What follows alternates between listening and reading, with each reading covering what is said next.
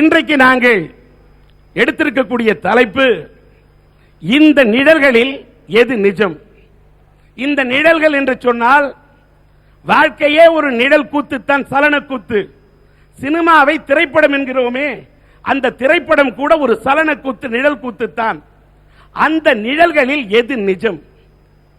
அதாவது சில பட தலைப்புகளை கொண்டு அந்த தலைப்பில் இருக்கும் சிறப்பு என்ன என்பதை வைத்து வாழ்க்கையோடு ஒப்பிட்டு இந்த நிழல்களில் எது நிஜம்? ஆம், ஆண் பாவம் இல்லை, இல்லை மகளிர் மட்டும் இல்லை, காதலுக்கு மரியாதை, காசேதான் கடவுளடா, மண் வாசனை, எதிர்நீச்சல், இப்படி 6 தலைப்பு. ஐயா, காற்றை கிழித்து எதிர்நீச்சல் போட்டதால் தான் விமானம் தெரிந்தது, தண்ணீரை கிழித்து எதிர்நீச்சல் போட்டதால் தான் கப்பல் தெரிந்தது, நெருப்பில் நீந்தி எதிர்நீச்சல் போட்டதால் தான் சொக்க தங்கம் கிடைத்தது. அதனாலதான் சொல்ற, எதிர்நீச்சல் போட்டாதான் எல்லாமே கிடைக்கும். ஐயா, தேசிய பறவை மயில், தேசிய விலங்கு புலி, தேசிய மரம் ஆலமரம். ஆனா தேசிய வார்த்தை என்ன தெரியுமாயா? இன்னைக்கு ஐயா பசி, ஐயா பசி, அதுதான் இன்னைக்கு தேசிய வார்த்தையா இருக்கு. ஐயா பசி, அம்மா பசி ரெண்டுமே. அம்மா மறக்க கூடாதுல. படைச்சது பிரம்மா, நான் சொன்னது பெத்த அம்மா, நீ நினைக்க கூடாது சும்மா. ஐயா, இந்தியாக்காரு வெளிநாட்டுக்கு போயிட்டு 5 வருஷம் கழிச்சு திரும்பி வராரு. அவரு அங்கேயும் அதே hi hello how are you, இங்க வந்தாலும் அதே hi hello how are you. எங்கேயாவது ஒரு நல்ல தமிழ் வார்த்தை, இனிமையான தமிழ் வார்த்தை காதுல விழாதான்னு பாக்குறாரு. திடீர்னு ஒரு வார்த்தை ஐயா பசி, அம்மா பசினுது, அதே தேசிய வார்த்தை கேக்குது. திரும்பி பாக்குறாரு, ரோட்டோரத்துல பிச்சைக்காரையா, தட்ல தமிழ் இன்னைக்கு சில்லறையா சிரிச்சிட்டு இருக்குங்கய்யா. ஐயா, எங்க ஊருக்காரு சதீஷ்ன்றவர் புத்துக்கு பக்கத்துல ஒரு குடிசை கட்டி வாழ்ந்துட்டு வந்தார். அவரு பள்ளிக்கு போக சொல்ல, கல்லூரிக்கு போக சொல்ல பாத்தீங்கன்னா அவர் ஆன்மீகத்துல ஈடுபாடு அதிகம், அதனால எலுமிச்சப்பழமோ வேப்பலையோ எடுத்துட்டு போவார். பாக்குறவங்க எல்லாம் கிண்டல் பண்ணாங்க, என்ன இந்த ஆள் எலுமிச்சப்பழையும் வேப்பலைத்தையும் தூக்கி நான் அலைஞ்சிட்டு இருக்கானே. ஆனா அவர் அப்பயும் மனசு கலங்கலையா, ஆன்மீகத்துல எதிர்நீச்சல் போட்டாரு. அந்த காலத்து மன்னர்கள்லாம் கற்கோயில் தான் கட்டினாரு, ஆனா இன்னைக்கு எங்க ஊர்ல ஒரு பொற்கோயில் கட்டி இருக்காரு பாருங்கய்யா. அதாவது நீ சொன்ன மாதிரி அவன் வயசுல மாப்பிள்ளையா அலையறான், ஆனா அந்த அம்மாவை நினைத்து வேப்பிலையோடு அடைந்த ஒரு வேதாந்தியாக ஒரு நீங்கள் பார்க்கிறீர்கள். பரவாயில்ல ஐயா. அன்னைக்கு அவர் இருந்தது புத்து, அதையெல்லாம் தொட்டு பார்க்கவே பயப்பட்டாங்கய்யா. இன்னைக்கு அவர் கட்டின பொற்கோயில் எல்லாம் தொட்டு பார்க்க ஆசைப்படுறாங்க பாருங்கய்யா.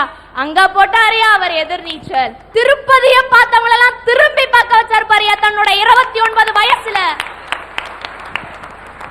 அங்க போட்டாரியா அவர் எதிர்நீச்சல். அதனாலதான் சொல்றேன், இந்த நிழல்களிலே எதிர்நீச்சல் மட்டும் தாயா நிஜம். காசேதான் கடவுளப்பா, அந்த கடவுளுக்கும் இது தெரியும் அப்பா. ஐயா, காசுதான் நிஜம், காசுதான் கடவுளுங்கய்யா. திருப்பதி போய் வந்தா திருப்பம் வருமா? என்ன திருப்பம்? பணத்தினாலதான் திருப்பம் வருவோம். நான் பெரிய ஆள் அவன், எனக்கு பணம் வரணும் தானே போறோம். சரியா? எங்க வீட்டுல சொல்லிட்டாலேன்னு வேனை வச்சு திருப்பதியில வாழைப்பந்தில இருந்து திருப்பதியை எடுத்து மேல போனோம். திருப்பதி பார்த்தாச்சு, இறங்கும் போது சரி நேரா போலாமான். ஏங்க கொஞ்சம் பாருங்க, வேலூர் கிட்ட வந்துட்டோம். இந்த பக்கம் இன்னும் பொற்கோயிலுக்கு தாங்க, பொற்கோயிலுக்கு தாங்க பார்த்துட்டு போலான்றா. அங்க போனா கோயிலுக்கு தானே போயிருக்கோம், என்ன பார்க்கணும்? சாமி எல்லாம் பார்க்கணும். அப்படியே நிமிர்ந்து பார்த்துட்டு இருக்கா. என்ன பார்த்துட்டு இருக்கா? ஐயா ஏங்க என்னங்க இது மொத்தமும் தங்கமா இருக்காங்க, என்ன பணமையா போட்டிருப்பாங்க? அப்படியே பார்த்து மெதுமதா போடி போடி, எனக்கு தான் தெரியும் எங்க கஷ்டம் என்னன்னு. தள்ளுடி நீ முட்டா பயலை எல்லாம் தாண்ட வைக்கோனே, பணம் முதலாளி ஆக்குதடா தாண்ட வைக்கோனே. அதனால பணம் தாயா நிஜம், பணம் தாயா நிஜம். ஒரு அம்மா ஒரு குழந்தைய தூக்கின்னு ஒரு கடைக்கு போறாங்க. குழந்தை சும்மா நச்சரி, சார் இது பலூன் வேணும், பஞ்சு மிட்டாய் வேணும், மிட்டாய் வேணுங்க. அம்மா கிட்ட காசு இல்ல, திட்டுறாங்க. முதல்ல சொன்னாங்க இல்லம்மான்னு, கேட்கல, திட்டுறாங்க. சரி நான் வாய முடி, துட்டு இல்லைன்னு சொல்றேன், ஏன் இப்படி உயிரை வாங்குறேன்னு இறக்கி விடுறாங்க. குழந்தை எப்படியோ அந்த கூட்டத்தில் காணாம போயிடுச்சு. ஒரு போலீஸ்கார் கிட்ட அந்த குழந்தை இருக்கு. இப்ப குழந்தை ஒரே அழுகுதுங்க. அவர் என்ன சொல்றாரு, உங்க அம்மா தேடி தரமா, கொஞ்சம் அமைதியாருன்றாரு. ஆஹா, ஒரே அழு. உடனே சரி அழுவாதுமா, உனக்கு பலூன் வேணுமா, பஞ்சு மிட்டாய் வேணுமா, சாக்லேட் வேணுமாமா, வாங்கி தரேன்னு இவ்வளோ நேரம் எதுலாம் வேணும்னு கேட்டுச்சோ அந்த குழந்தை. அதெல்லாம் வேணான்ட்டு எனக்கு அம்மா தான் வேணும்ச்சே. எங்கயா போச்சு உங்க காசு? மகளிர் மட்டும்தான் சார் நிஜம். ஐயா, ஆணுக்கு பலம் உடம்புல. ஏமா மகளிர் மட்டும்தான் நிஜம்னா நாங்கெல்லாம் பொய்யா? ஒரு ஆண் என்ற நிஜத்தை நிஜமாக்குவது ஒரு பெண்ணு சொல்ல வந்திருக்கையா. சொல்லுங்க சொல்லுங்க. சும்மா ஒரு ஆணுக்கு பலம் உடம்புல, பெண்ணுக்கு பலம் மனசுல. ஆணுக்கு இருக்கே இந்த உடம்பு பலம், அது வயசானா குறைஞ்சிடும். இந்த பெண்ணுக்கு இருக்கு பாருங்க மனசு பலம், அது வயசானா மட்டும் இல்ல, இந்த மண்ணோட மண்ணா மறையிற வரைக்கும் போகாதுயா. அதனாலதான் சொல்றேன், பெண் மட்டும்தான் சார் நிஜம். உடம்பு பலம் குறையறப்போ ஊசி போடுற வலிய கூட தாங்க மாட்டான் ஆண். ஆனா உயிர் போற வலிய கூட பிரசவத்துல தாங்குறாளே, அவதாயா பெண்ணு. பெண்ணு மட்டும்தான் சார் நிஜம்.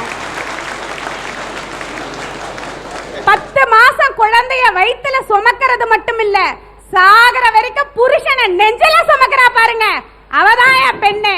பெண்ணு மட்டும்தான் சார் நிஜம். அந்த கோள்களை விண்தான் தாங்குகிறது, மரங்களை இந்த மண் தான் தாங்குகிறது. ஏன் பார்வையை கூட இந்த கண் தான் தாங்குகிறது. மனித இனத்தையே பெண் தான் தாங்குகிறார். அதனால நாங்களா சொல்றோம் சார், பெண் தான் நிஜம். ஐயா, பாகிஸ்தான் பிரச்சனை இந்தியா பிரச்சனைய கூட தீர்த்து புள்ளாயா. நம்ம பின்லேடன் பிரச்சனை அமெரிக்கா பிரச்சனைய கூட தீர்த்து புள்ளாயா. அவங்க 2 பேரையும் சமாதானம் பண்ணி புள்ளாயா. ஆனா அந்த மாமியா மருமகன் 2 கேஸ் இருக்கே, அந்த பிரச்சனையை தீர்த்தவ யாராச்சும் இருக்கிறாங்களா உலகத்துல? எனக்கு அதே பிரச்சனை. எப்ப பார்த்தாலும் என் பொண்டாட்டிக்கு எங்க அம்மாவுக்கு குடியுபிடி சண்டை நடந்துகிட்டே இருந்துச்சு. என் ஃப்ரெண்டு கிட்ட சொல்லி அழுதேன், வேற என்ன பண்றது, நண்பட்ட தானே சொல்லி அழுகணும். அவன் சொன்னா ஒரு நல்ல ஜாதக பார்த்து காரனை பார்த்து ஒரு விஷயத்தை சொல்றான்னா கொண்டுகிட்டு ஓடுனங்க. என் ஜாதகத்தையும் பொண்டாட்டி ஜாதகத்தையும் போய் பார்த்தான், எடுத்து பார்த்தான். 10 பொருத்தம் நல்லா தானே இருக்கு, ஒரு குறையுமே இல்லையே. வேற எதுலயோ பிரச்சனை இருக்குன்னு யோசனை பண்ணி என்ன பண்ணாரு ஜாதகக்காரரு, அம்மா வாய 2 இன்ச்சு குறை, உன் பொண்டாட்டி வாய 4 இன்ச்சு குறை, பிரச்சனை இது வெறும் சொல்றாருங்க. ஐயா, இன்னும் மாமியார் மருமக பிரச்சனையை வந்து இங்க அளந்துட்டு இருக்காரு. கல்யாணத்துக்கு முன்னாடி என்னோட குவாலிஃபிகேஷன் என்ன தெரியுமா sir? BA first year incomplete. இன்னைக்கு என்னோட குவாலிஃபிகேஷன் என்ன தெரியுமா சார்? MA MPhil முடிச்சிட்டு PhD பண்ணிட்டு இருக்கேன். இதுக்கு காரணம் யார் தெரியுங்களா? என்னோட மாமியார். சொல்றேன் கேளுங்க, என்னோட வீட்டை பாத்துக்கிறதுக்கு என்னோட மாமியார் இருக்காங்க, என்னோட குழந்தைங்களை பாத்துக்கிறதுக்கு என்னோட மாமியார் இருக்கிறாங்கன்ற மனநிறைவு எனக்கு இன்னைக்கு இருக்கிறதுனால தான் வெளியுலகத்துல போய் என்னோட சாதிக்க முடியுது. சும்மா இங்கெல்லாம் ஒருத்தர் வந்து கதாலந்துட்டு இருக்காதீங்க. இன்னைக்கு பெரும்பாலும் அந்த பிரச்சனை முடிஞ்சு போச்சு. நாங்க எப்போ ஒன்னாயிட்டோம், உங்க புலம்பல தான் அங்க சரியில்லை. நீங்க கல்யாணத்தை அப்ப என்ன படிச்சிருந்தீங்க? BA first year incomplete. இப்ப என்ன படிச்சிருக்கீங்க? MA MPhil PhD. உங்க கல்யாணத்தப்ப உங்க வீட்டுக்காரர் என்ன படிச்சிருந்தாரு? BE படிச்சிட்டு இருந்தாரு. இப்ப என்ன படிச்சிருக்காரு? இப்ப எதுவும் படிக்கல. அதாங்க ஆம்பளை. நம்பி வந்த பொண்டாட்டி, கட்டிக்கு வந்த பொண்டாட்டி சந்தோஷமாக இருக்கணும், நம்முடைய சகோதரிகளா நல்லா இருக்கணும், பெத்த தாய் நல்லா இருக்கணும்னு என்ன மாதிரி ஓடா உருக்கி தேஞ்சு போனவரை தாங்க ஆளு. அந்த வைத்தறிச்சல சொல்ல வந்தங்க. ஆகவே உலகத்தில் உள்ள நிஜங்களில் எல்லாம் உண்மையான நிஜம் எது என்று சொன்னால் ஆண் பாவம். தடைகளை தவிர்க்காதே, தகர்த்தி எறி. எதிர்நீச்சல் அடித்தால் எதிர்நீச்சல் அடித்தால் எதிரானவை எல்லாம் ஏணியாக மாறி உன் சாதனையை அரங்கேற்ற துணை புரியும். ஐயா, மெட்ராஸ்ல ஒரு ரிக்ஷா ஓட்டுறவர் இருந்தாரு. அவரோட குடும்பம் எப்படிப்பட்டது தெரியுமா? ரொம்ப ஏழ்மையான குடும்பம், சாப்பாட்டுக்கே வழி இல்லாத நிலைமை. அவருக்கு 3 பசங்க இருந்தாங்க. அந்த 3 பசங்கள்ல பொண்ணு மட்டும் என்ன நினைச்சா தெரியுமா? தன்னுடைய ஏழ்மையிலேயே நம்ம சாதிக்கணும் நினைச்சாயா. அங்க போட்ட அந்த பொண்ணு எதிர்நீச்சல் கேரம் விளையாட்டுல நம்ம நல்லா இருக்கிறதுனால இந்த துறையில சாதிக்கணும்னு நினைச்சாயா. அவங்க வீடு எப்படிப்பட்டது தெரியுமா?